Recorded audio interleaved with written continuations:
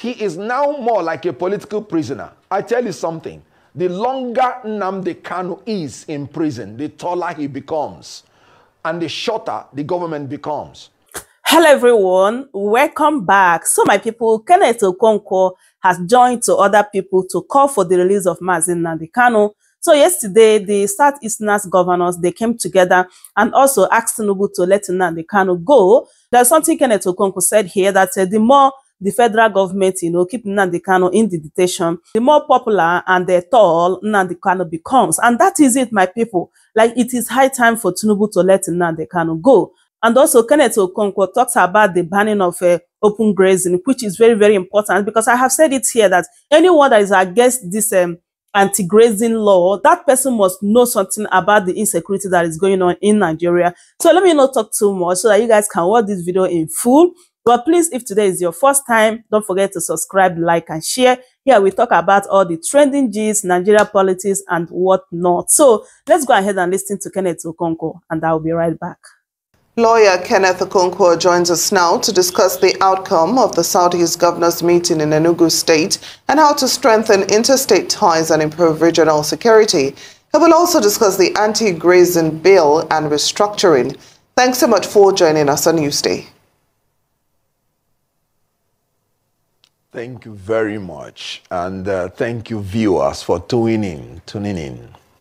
So let's start, with the Southeast Governors meeting. What are your thoughts on their resolve to meet with President Bola Tinubu over Nnamdi Kanu's predicament? Well, basically, political issues and political prisoners have always been treated in a very different way from the ordinary criminals on the road. When you are in government, you have to display a lot of wisdom in handling political issues. I'll give you an example. United States had already cornered Julian Assange, the WikiLeaks founder, who they accused of leaking some classified document that embarrassed United States. But they also realized that they had to make a balance between free speech, between the freedom of journalists and trying to bring a journalist to trial. They know that Russia is holding some of their citizens who are journalists, and they are trying to bring espionage charge against them. Knowing this, they know that even if they bring this man to the United States, they will still, face some backlash. They now went through wisdom and did a plea bargain and released this man from jail and allowed him to get back to Australia. Nnamdi Kanu has not done anything that other people from other zones have not done. We know about Sunday Igboho, of the Yoruba nation agitator. We know of the Boko Haram people that say they want a different country where Western education is an abomination. These people have been released. Not just that they have been released. In the case of Boko Haram, they've been re-assimilated to the society, given plum jobs, even in our military.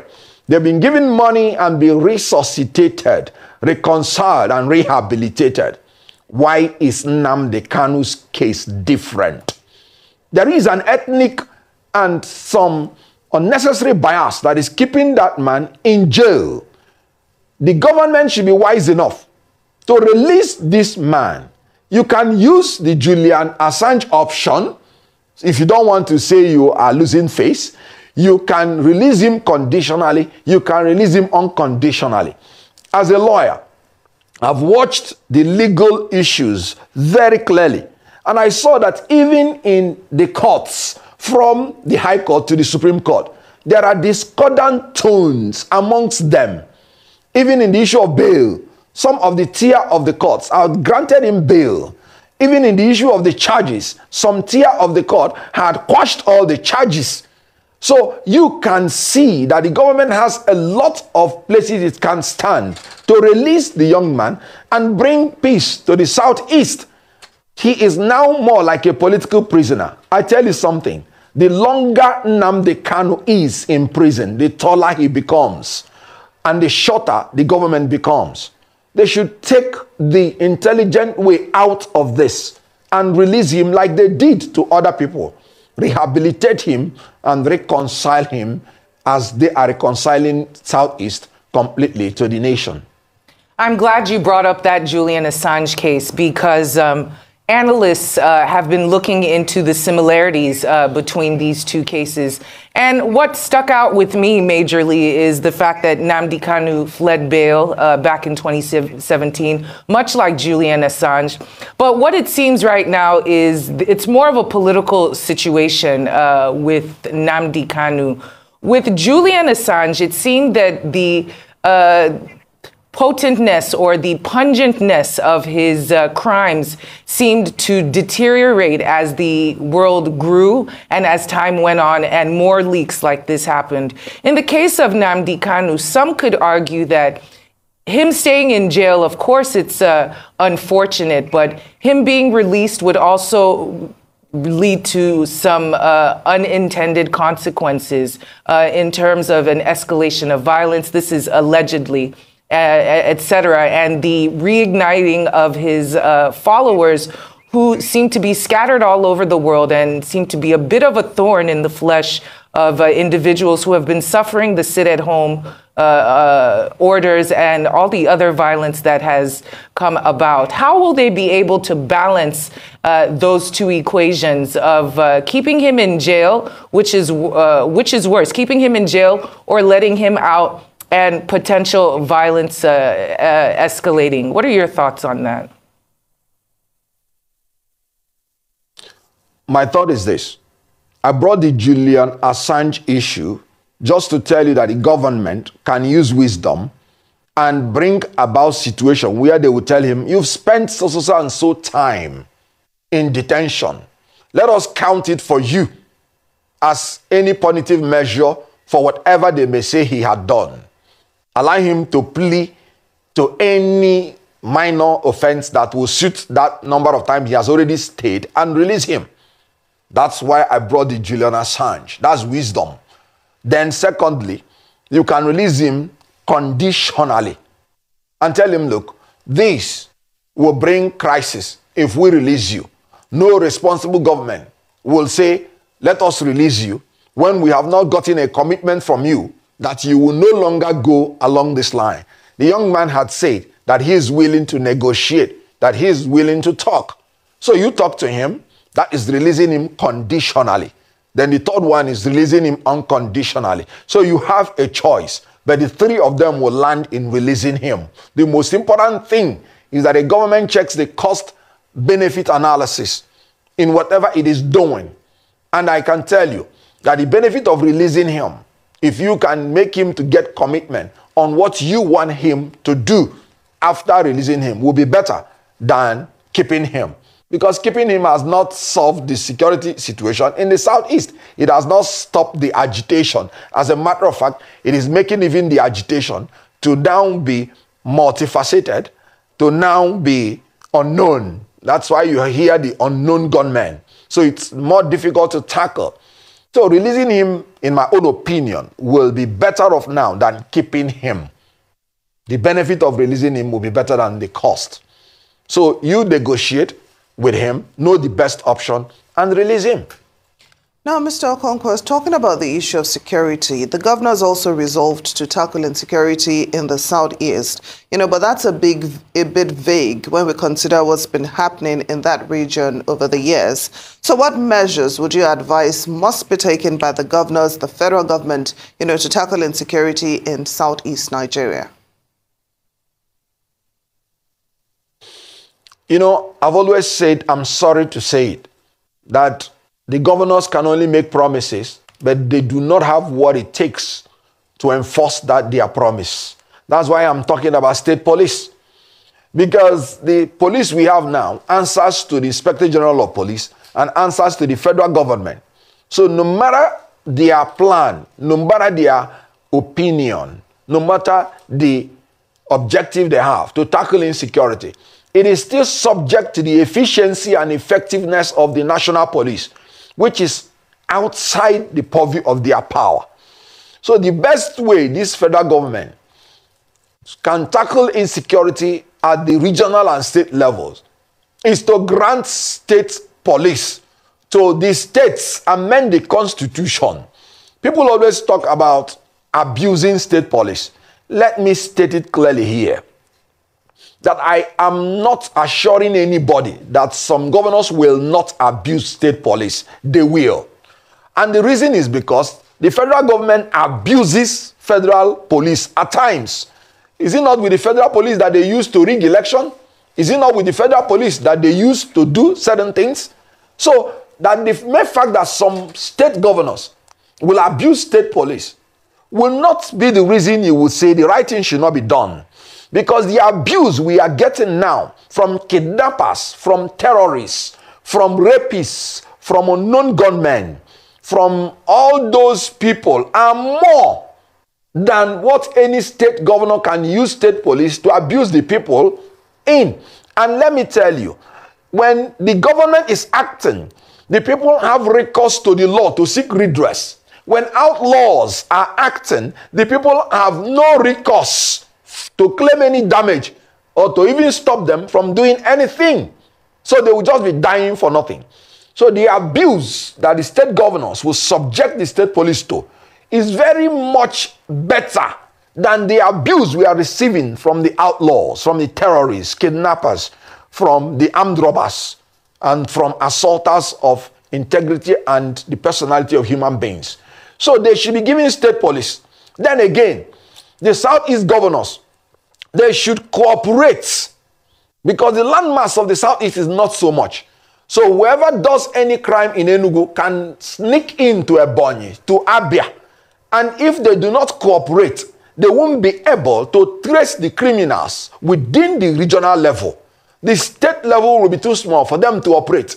So it's good for them to cooperate to eliminate the threat of insecurity. The unknown gunmen are known. It is only an inefficient government that will be attributing insecurity to unknown gunmen. Please, is there any criminal that brings himself to advertise himself when he wants to commit crime? Every criminal wants to be unknown. So the mere fact that you're saying things are committed by unknown gunmen, you are actually displaying your incompetence. So there is nothing that is committed by an unknown person. It is committed by a criminal. They should, through competence and cooperation, hunt down these criminals so that the Southeast people who are traders and travelers by nature will be able to carry out their functions for their livelihood. Fair enough. But in your discussion, it seems that the state police versus the way it is now is a choice between the lesser of two evils.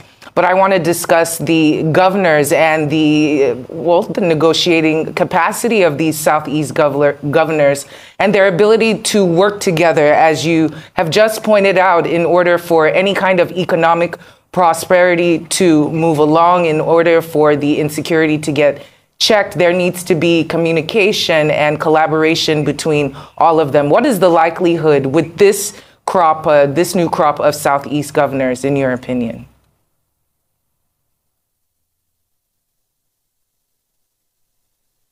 I'm not sure I got your last question because the line was cracking a little bit. I can repeat it.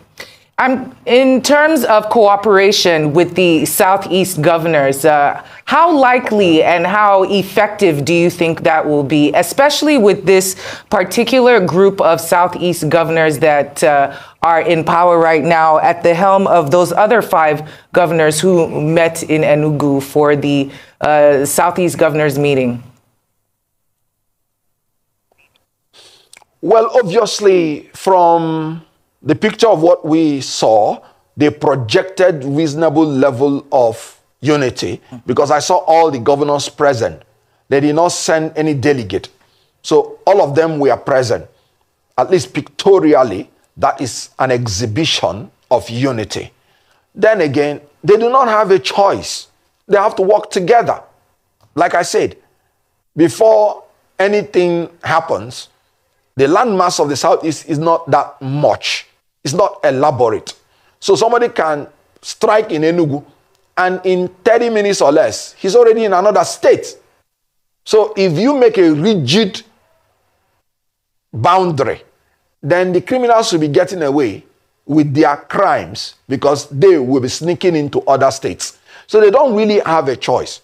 And their cooperation is very, very easy because the sheer cultural is monocultural, is monolingual, is monoethnic. So everything that affects one state affects the other. So it is easy to cooperate. And again, they come from different political parties, not one, not two. So their diversity will compel them to cooperate. So the issue here is that the level of insecurity in Southeast is much. And no state has monopoly of the violence. They cross border to other states. What is happening in Anambra may just be coming from Imo State. What's happening in Imo State may be coming from Abia. So there must be cooperation if they will succeed.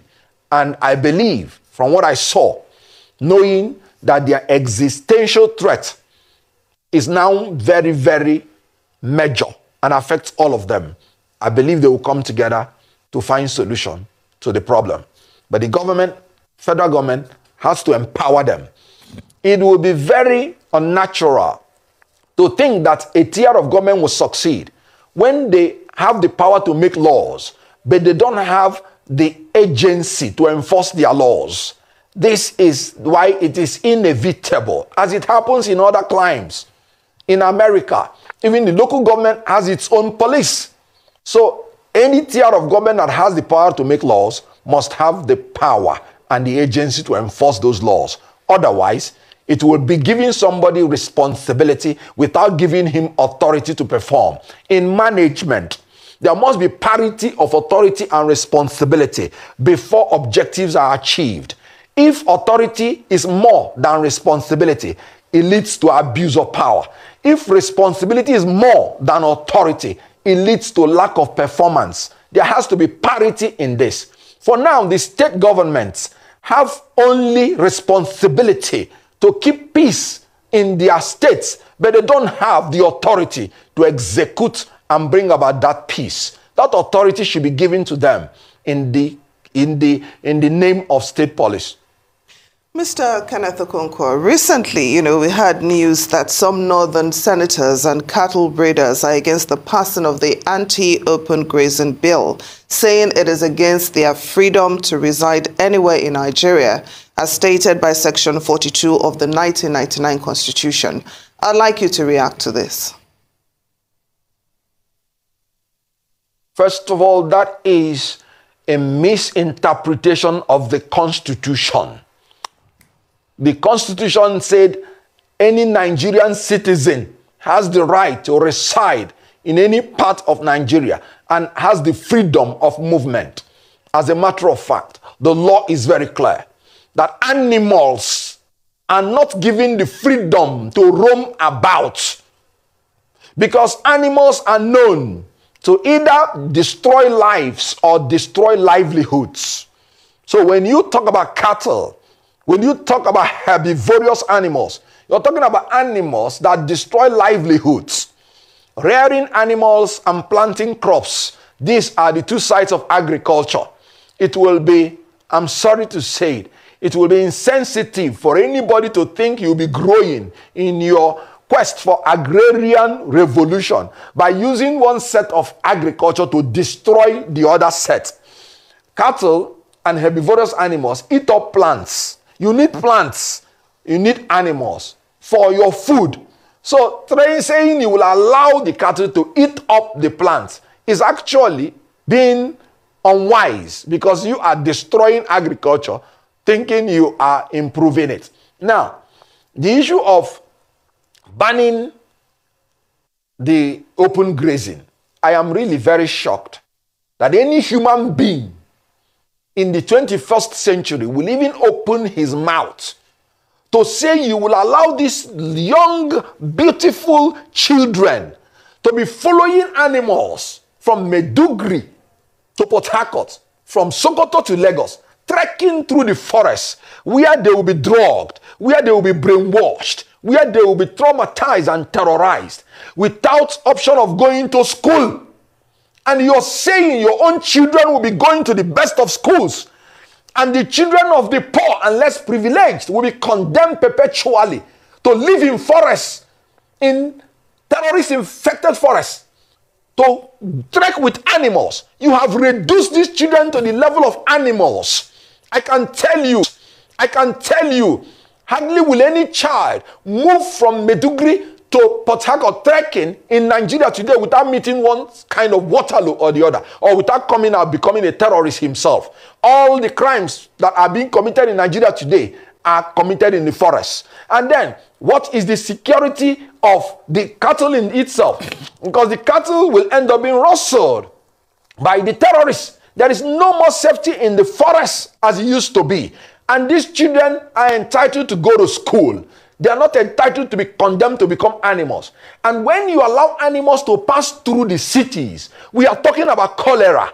Cholera is the filthiness and the contamination of the water you drink by basically the feces of animals and human beings being defecated in open place. We are talking about human beings defecating in open place, but we're talking about animals freely defecating in open place when you allow this open grazing. And then rain will fall and wash them into the streams, which some of these people drink, and even some of the water the people drink, and it will cause cholera. In this modern time, anti-grazing law is not only immediate, should not only be immediate, but should be immediately done and agreed by everybody.